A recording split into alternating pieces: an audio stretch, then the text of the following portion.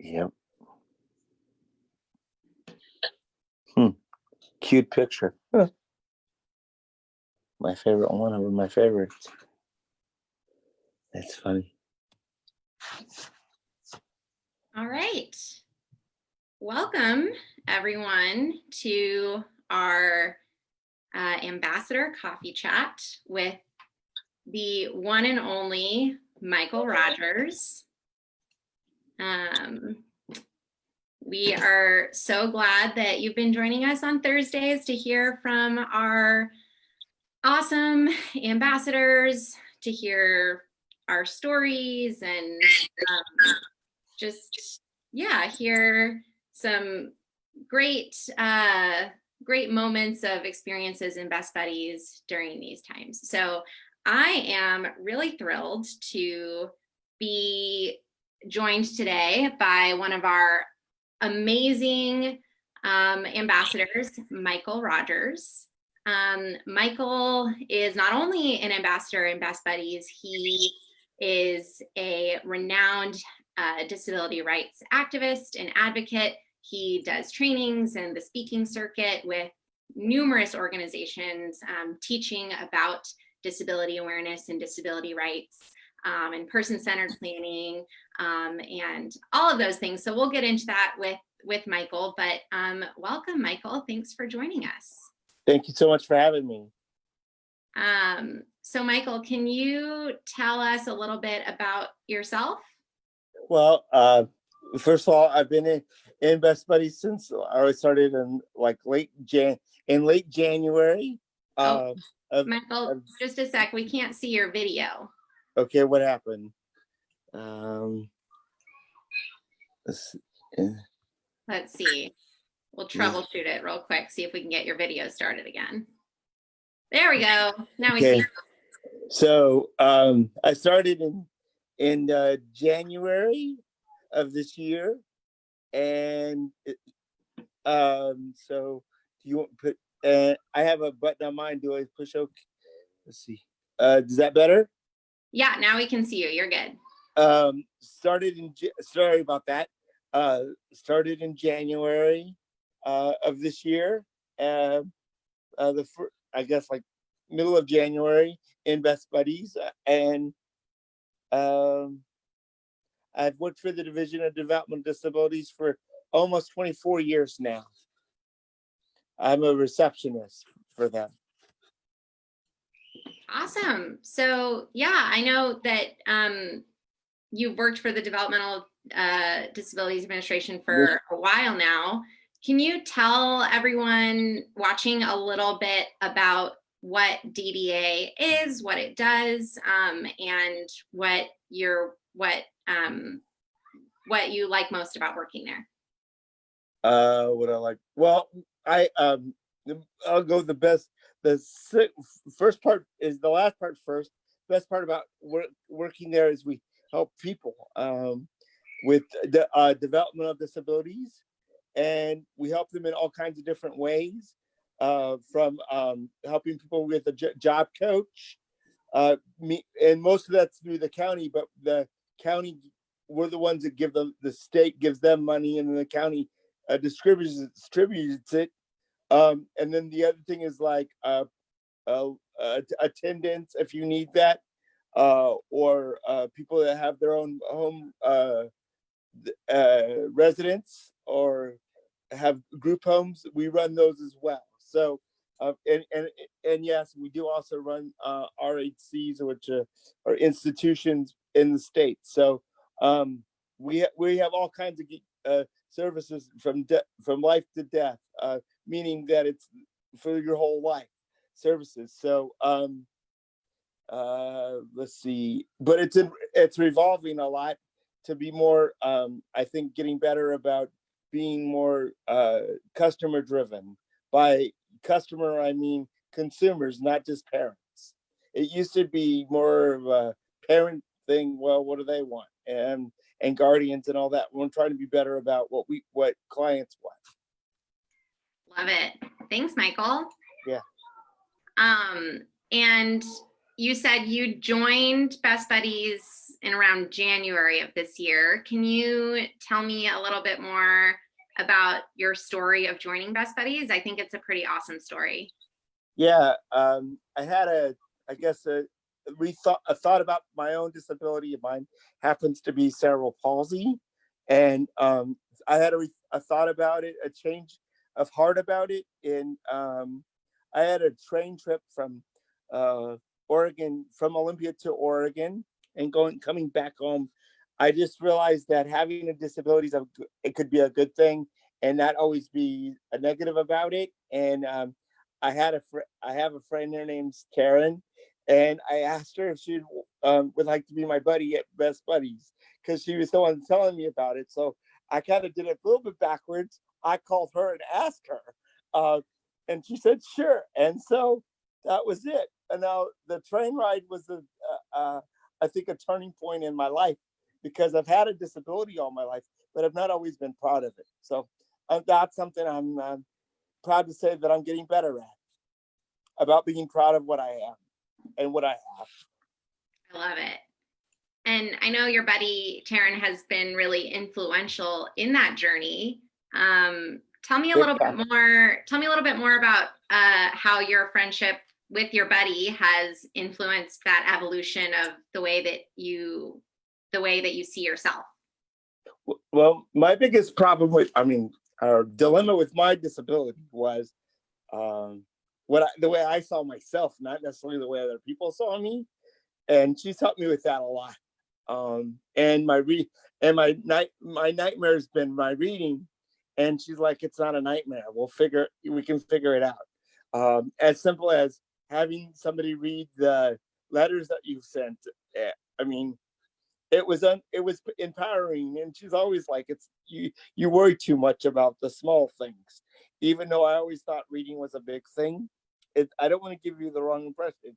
It's great that you try to read well and all that stuff, but enjoy life. Life is too short to worry about if you just read all the time or work on something all the time. And she just gave me the confidence and just didn't care if I read. I like you for you, she said. And I mean, and she had to say that a couple of times, and then it finally stuck through. So, I love that. That's what Best Buddies is all about. and we're very tight. And literally, she has a son, and she says, I'm Uncle Mike. That's awesome. Well, you can't touch that with, that's so sweet. And I've hold him in my chair. He's the greatest. So our friendship is solid. I mean, big time solid. She knows I would do anything for her. She would do anything for me. So there you go. I love it. That's literally everything that Best Buddies is about, is authentic, genuine friendship that brings out the best in both people. Yeah. And I mean, the other thing for me is it's going to sound really odd to people. I've had a disability for 52, almost 53 years, but I actually have friends that have disabilities now. I mean, yes, besides my wife, which I've been married to for 17 years. But having friends and being around people with disabilities is a different ball wax for me, because people are people. And I don't care if they have a disability or not, because, that's not what we judge our relationships on. And, but now having friendships that have Eva Nova, which is one of the Best Buddies, she's a blast. Hanging out with people is a kick. And not in a pressured situation, or because we have to, because we want to. Because I went through school in special ed years ago, and it's nice to be in a situation where you want to be with people instead of being forced to be with people. Does that make sense? Totally. Absolutely.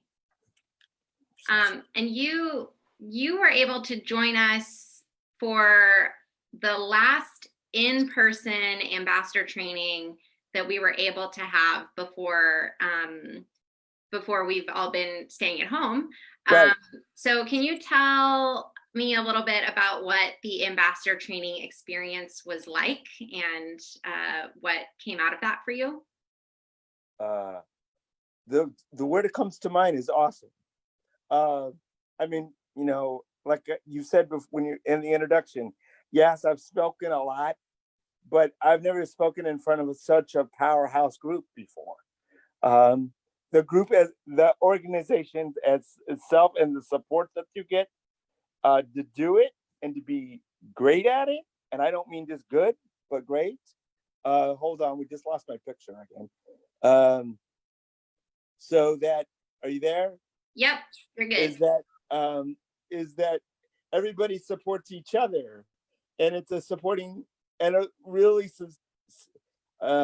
meaningful way to be successful. We will find a way to make everyone, and I mean everyone, successful, and no one will fall because we will not let it happen. I thought that was the coolest part about it. I mean, I said I have trouble with reading. No problem. We drew pictures, and then I did it that way. And and now I do it all the time when I do it for my job. It's like I don't care if my boss doesn't like it. It makes it easier for me to know what I'm doing. He just wants me to do a good job. He knows I will. It's We believe in each other, and it's not a disability; it's ability. That's it. Fantastic. I love it. Yeah. So you were saying, one of the things that we do in the ambassador training is we typically work with a speech coach and write down your speech. Right. But for you, we were able to think of creative ways to have pictures and to piece it together that way. Right. So that you wouldn't have to be standing up there reading a speech, but instead just have some visual cues to be able to share your message with Yes. the group. So we realized that instead of having a weakness, we added a strength. That's what Best Buddies does. I mean, I think it's like you don't have a weakness, we'll just add another strength. I mean, I have my pictures. We talk about the same thing a word would say. I don't have my, like, let's say I was talking about Portland, so I put a rose there because it's called the Rose City. I put a train because I was thinking about it on the way home, and I was on the train. So it gives you small ideas of how to make a cue for yourself if you're ever doing a presentation. And I had somebody who drew, and my mind went blank on me who drew at the moment, but hopefully she's on this call. But she changed the way I see myself and see my ability, not my disability, my ability. I mean, I've always had a disability, but nobody's ever said, really, you have ability. That's kind of cool. And that actually ties back to something you and I were talking about earlier, which is that so often when we talk about disability, we talk about it in society through a deficit-based thinking. Right. So can you talk a little bit about, you were telling me about, what thinking about things through a deficit lens looks like, and then the way that we're shifting towards. Can you talk a little bit about that? Yeah. I mean, like Tara, which is my buddy, she's changed me 180 degrees about that. It's like, it doesn't matter. You're in a chair. We'll take the chair, we'll take your handicap parking sticker, and we'll go anywhere we need to go. Okay, we're in your car. It's like, she just looks at it differently instead of saying, oh, we're having to take your chair all the time. Guess what? So what? I mean, and the other thing is, look at all the gifts that you get because you meet the people that are special. All of Best Buddies is special to me. I mean, really. Maybe drive them a little nuts about how I think they're special, but it's like everybody belongs to each other, and at the end of the day, we're all family. The other thing they could have called it instead of Best Buddies is family. I mean, you have the family that you're born with, but then you have the family that you want to be with. Basically, if they have something to do, I'm with them all the time because it's like, Michael, this is for younger folks. I'm probably an old guy, 53, but it's all good.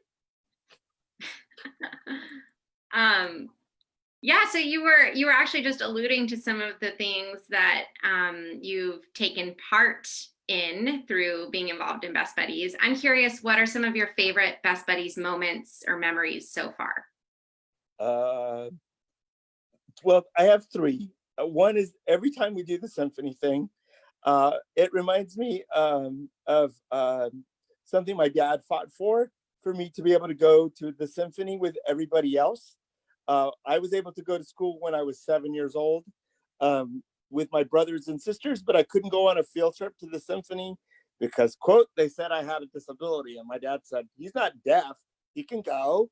And even if he was, sign language or whatever, but so they got me able to go to the symphony. And now, because of you and because of Best Buddies, I now know some people who play in the Seattle Symphony, and I'm stoked about them having the virus over enough to them to play. And we'll figure out how to get some tickets, and we'll go and I'm asked when we'll meet them, and I'm looking forward to that. And I've been listening to classical music again, reminded me of my dad and the best. What's it, his name? Both Beethoven a couple of months ago, and listening to all that. To go back to my youth when I was thinking of my dad. Recently, he passed away about a year and a half ago. But the other thing is just before the virus, uh, we just hung out as friends, and the pizza experience was a kick. Uh, I mean, I've never had so much fun. It's like we had a blast, and I got to meet people that I know but not know. There's a difference between knowing someone and knowing someone, I think, personally. So that was a very pleasant experience for us and for me. And I like to have a couple of beers with my friends. Don't worry, I'm over 21. Awesome. Well, thank you, Michael. It's been great to chat with you. We're nearing the end of our coffee chat time, but I was curious if you have any parting words of wisdom. If you haven't started Best Buddies yet, give it a shot. You won't be disappointed. Trust me on that. And if you need anything, remember to be safe out there with this virus. But join us again at next Best Buddies event. Thanks for having me today. Thank you, Michael. And just a reminder, we're doing our Ambassador Coffee Chats every Thursday at noon. So join us next Thursday for our next awesome Ambassador Coffee Chat. Thanks for being here with us today.